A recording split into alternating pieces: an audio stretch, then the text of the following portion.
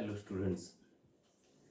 Today let we solve the second problem based on the preparation of vertical balance sheet. Vertical equal to उभे balance sheet ताळेबंद असं म्हणतात. उभे पद्धतीचं ताळेबंद. आतापर्यंत आम्ही 11वी 12वी FY BCom आणि इतर वर्गात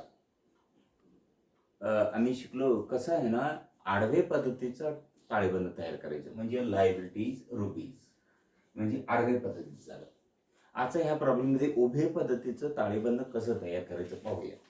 आडवे पद्धतीचं ताळेबंद तरी आहे ना प्रॉब्लेममध्ये आहेच, ते आहे ना कसं उभे पद्धतीनं कसं तयार करायचं. एका खाली तर एक तयार करत जातो मी आणि लेफ्ट हँड राईट येत नाही, एका खाली एक. So if the balance sheet is prepared vertically or in a columnar form म्हणजे उभे पद्धतीचं, such a balance sheet is called as vertical balance sheet. Here actually balance sheet is studied by us in this way. Balance sheet, here liabilities and assets, it is vertical horizontal balance sheet.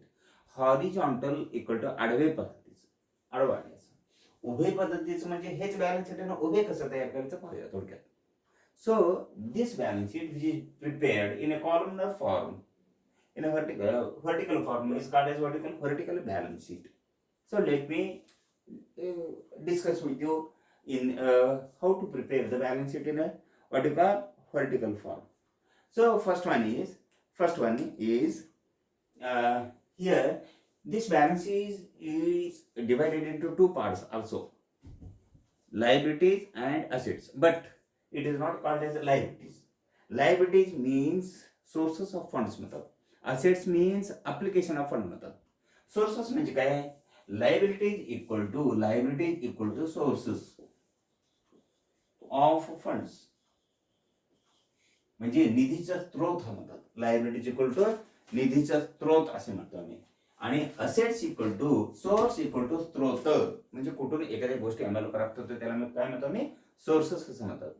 आणि assets equal to जुनं पद्धतीनं equal to assets आहे.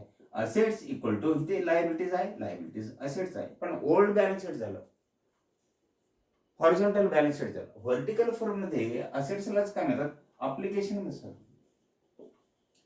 अप्लिकेशनचा अर्ज असा अर्थात घेऊ नये येते. अप्लिकेशन इक्वल टू वापर, अप्लाय इक्वल टू वापरा, यानी अप्लिकेशन इक्वल टू वापर नामपद रूपात घेतो, नॉन फॉर्म मध्ये. अप्लिकेशन ऑफ फंड्स, पैसा अथवा निधीचा वापर कसा झाला. असेट साइड बिल्डिंग साठी म्हणजे ते कुठून प्राप्त झाला मला? शेअर कॅपिटल स्त्रोत होतं. लायबिलिटीजला दुसरा अर्थ काय मग? Sources of funds. असेट्सला काय म्हणतात? अप्लिकेशन ऑफ फंड्स म्हणतात. हे व्हर्टिकल बॅलन्स शीट मध्ये ह्या गोष्टी तुम्ही लक्षात ठेवायचं. हे व्हर्टिकल बॅलन्स शीट असलं तर हे लक्षात ठेवायचं. त्याच्या आधी तुम्हाला सांगू इच्छितो मी आजचं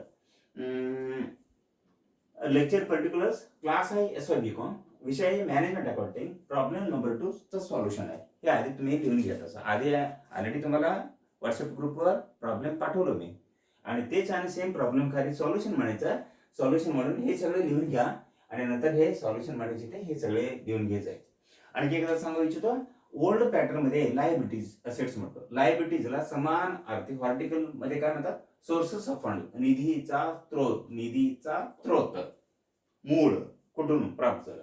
आणि असेट्सला काय म्हणतात? वापर झाला ना, यासाठी वापरलो आम्ही सगळे मटेरियल खरेदी करण्यासाठी, land and building, plant and machinery वगैरे आहे ना, त्यामध्ये वापरलो. असेट्सला दुसरा अर्थ आहे नवीन पॅटर्न मध्ये आता व्हर्टिकल बॅलन्स शीट मध्ये अप्लिकेशन ऑफ फंड्स. अप्लिकेशनचा अर्थ आहे वापर.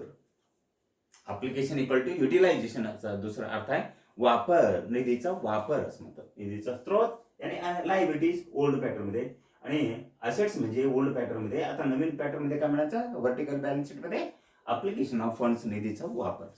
ओके, ठीक आहे. आता आहे ना पहिला सिरियल नंबर 1 घ्यायचा, यानी सोर्सेस ऑफ फंड्स असे म्हणायचे. त्यालाच काय म्हणतो? ओल्ड पॅटर्न मध्ये काय म्हणायचो आम्ही? लायबिलिटीज असं म्हणतो. पहिला कोणती आहे, कोणती पद्धतीने घेतो तुम्ही थोडं लक्ष द्या. पहिला आहे equity share capital. Equity share capital bracket मध्ये किती शेअर्स किती आहे बघा 5,000 आणि किती rupees 100 each equal to 5 lakh झालं. राईट. त्याला रिझर्व्ह आणि सरप्लस मध्ये काहीतरी असलं तर त्यांना ऍड करा. रिझर्व्ह आणि सरप्लस मध्ये काय येते बघा, रिझर्व्ह फंड आहे आणि P&L अकाउंट आहे. प्रेफरन्स शेअर कॅपिटल तोपर्यंत घेऊ नका. रिझर्व्ह फंड ऍड म्हणायचं. Add equal to reserve and surplus underline म्हणा. त्यामध्ये पहिलं कोणते रिझर्व्ह फंड. रिझर्व्ह फंड किती बघा, reserve fund equal to 2 lakh आहे. ओके 2 लाख. आणि नेक्स्ट वन आहे P&L अकाउंट आहे. Profit and loss account. रक्कम किती आहे, profit and loss account equal to किती आहे बघा, रुपीज 1 लाख. ओके ठीक आहे 1 lakh. Total equal to equity share capital plus reserve आणि सरप्लस ऍड करायचं. Total equal to 8 lakh. Right. ह्याला काय म्हणायचं, therefore equity shareholders funds equal to किती झालं 8 लाख. ह्याला ऍड करा. Add equal to preference share capital किती बघा, preference share capital equal to 400 shares यानी 4000 shares into 100 each equal to 4 lakh rupees. Okay ठीक आहे 4 लाख रुपीज. राईट. आता इथे लक्ष द्या किती झाला, equal to 4 lakh rupees. Total किती झालं बघा 8 lakh plus 4 lakh equal to rupees 12 lakh. Outer column मध्ये ठेवा 12 लाख. राईट. ह्याला काय म्हणायचं, प्रोप्रायटरी ओन फंड्स अथवा ह्यालाच काय म्हणायचं, अथवा प्रोप्रायटरी फंड्स.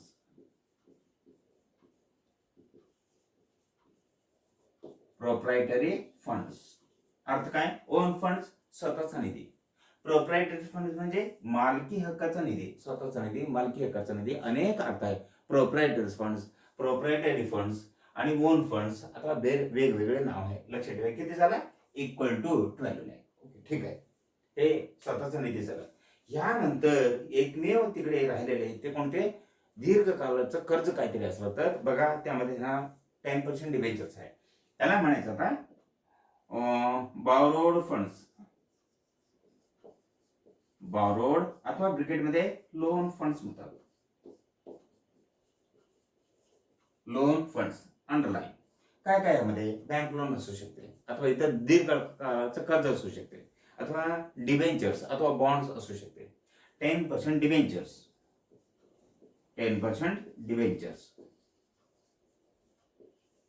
इक्वल टू किती बघा, 10% debentures equal to directly outer call मध्ये घ्यायचे. एकच असल्याने किती झाला 2 लाख. ठीक आहे 2 लाख झालं. त्यामुळे नाही इथे किती झाला 12 lakh plus 2 lakh. On funds स्वतःचा निधी किती झाला 12 लाख आणि कर्ज स्वरूपाचा निधी इक्वल टू किती 2 lakh. therefore total sources of funds equal to किती झालं, इक्वल टू किती झालं रक्कम 12 lakh plus 2 lakh equal to 14 lakh. Okay हे झालं एक भाग. त्याचा खाली आहे ना कमी म्हणा कंटिन्यू पुढे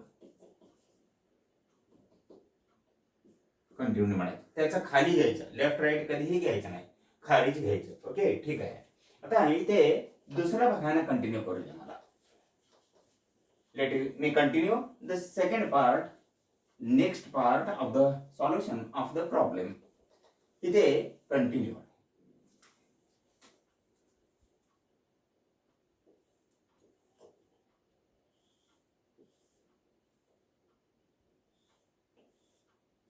तसंच कंटिन्यू, ह्याचं खाली आहे ना कंटिन्यू करा, कंटिन्यू. राईट. आता सेकंड वन पार्ट आहे कोणते, ए झाल्यानंतर बी पार्ट कंटिन्यू आहे कोणते, application of funds. Application of funds. हे झालं फंड प्राप्य. मला कसं वापर झालं थोडक्यात पाहूया. ऍप्लिकेशन ऑफ फंड्स पहिला घ्यायचा फिक्स्ड असेट्स. त्यामध्ये फिक्स्ड असेट्स किती फिक्स्ड असेट्स अंडरलाईन. कोणते कोणते फिक्स्ड असेट्स मध्ये लँड अँड बिल्डिंग आहे. लँड अँड बिल्डिंग थोडक्यात घेतो इथे. Land and building equal to किती 6 लाख 6 लाख रुपये इक्वल टू रुपीज किती 6 लाख. नेक्स्ट आणखी एक आहे plant and machinery. Plant and machinery equal to किती आहे. Plant and machinery equal to 2 lakh रुपये. राईट. आणखी फिक्स्ड असेट्स काहीतरी असेल तर बघा. No not at all. 4 lakh plus 6 lakh plus 2 lakh equal to किती आउटर कॉलम मध्ये घ्यायचा किती 8 लाख. राईट. देअरफॉर इथे म्हणा थोडक्यात total fixed assets equal to 8 lakh. Next part आहे आता. नेक्स्ट पार्ट लिहू. कोणते आता इन्व्हेस्टमेंट्स काहीतरी असलं तर बघा. Investments underline. त्याच नावानं आहे इन्व्हेस्टमेंट्स म्हणून. Equal to investments equal to किती आहे बघा. इन्व्हेस्टमेंट्स हेडिंग झाला इन्व्हेस्टमेंट्स आणि त्याच नावानं खाली घ्याय किती इन्व्हेस्टमेंट्स. प्रॉब्लेम जर काहीतरी तपशील असेल तर तुम्ही सांगायचे. किती डायरेक्टली आउटर कॉलम मध्ये घ्यायचे किती 2 लाख. राईट. आता नेक्स्ट वन आहे. आता इन्व्हेस्टमेंट झाल्यानंतर इथे करंट असेट्स घेतलं नाही. सनडी क्रेडिट्स आणि बिल्स पेबल आणि इथे करंट असेट्स घेतलं नाही. करंट लायबिलिटी सुद्धा घेतलं नाही. ओके ठीक आहे. आता next one important most important thing इथे बघा. थोडक्यात कोणते आहे आता. इथे आधी करंट असेट्स घ्या. Current assets underline. कोणते कोणते करंट असेट्स मध्ये सन्ड्री डेटर्स आहे. स्टॉक इन ट्रेड आहे. कॅश एट बँक आहे. सगळे इनर कॉलम मध्ये घ्या. सन्ड्री डेटर्स इनर कॉलम मध्ये घ्यायचं. सन्ड्री डेटर्स इक्वल टू किती 3 लाख आहे. आणि स्टॉक इन ट्रेड रक्कम किती बघा 1 लाख आहे. 1 लाख. आणि cash at bank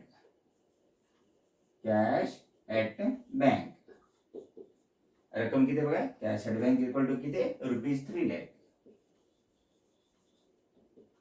Therefore total current assets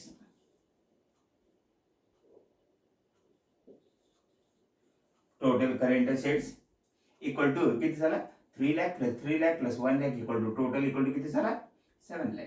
inner column मध्ये घ्यायचं 7 लाख. त्यानंतर ह्यामधून वजा करायचं. ह्यामधून वजा करा current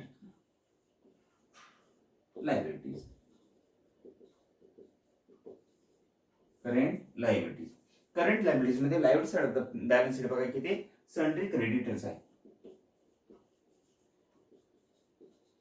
sundry creditors equal to किती इनर कॉलम मध्ये घ्यायची ते किती 2 लाख. राईट. आता next one bills payable equal to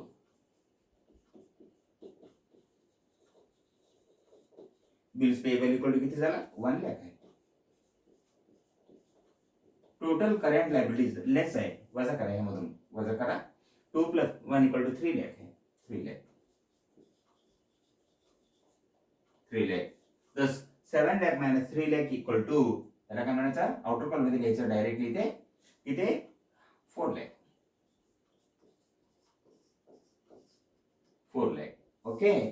आता ह्याला 4 लाखला म्हणायचा therefore net working capital equal to किती म्हणजे सूत्र काय झाला current assets minus current liabilities equal to net working capital. Therefore application of funds equal to इथे टोटल करायचे तिने. Therefore application of funds equal to बघा किती 8 lakh fixed asset, investment 2 lakh आणि नेट वर्किंग कॅपिटल म्हणजे total current assets minus total current liabilities equal to 7 lakh minus 3 lakh equal to 4 lakh. Therefore application of funds equal to किती rupees 8 lakh plus 2 lakh equal to 10 lakh plus 4 lakh equal to 14 lakh. 14 lakh.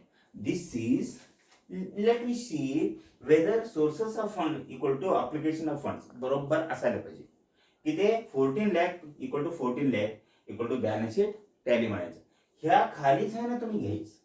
हे left right करू नका. जागा अपुरी असल्याने मी तिकडे continue केलो. तुम्ही काय करायचं त्याच्या खाली कंटिन्यू करायचं. So this is the solution of the problem. So let me continue the solution another problem in my next paper. व्यवस्थितपणे लिहून घ्या तुम्ही. काहीतरी शंका असेल तर फोन करून मला विचार. तसा शंका दूर करायला मी प्रयत्न करेन. So all the best and I will post another problem, this problem tomorrow on WhatsApp group. Link will be sent to you and take care of study. Thanks.